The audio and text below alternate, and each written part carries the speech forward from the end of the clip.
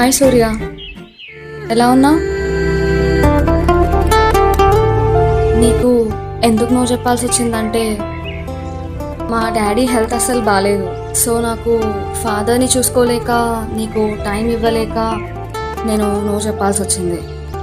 So ఆ టైంలో అలా చేయాల్సి వచ్చింది.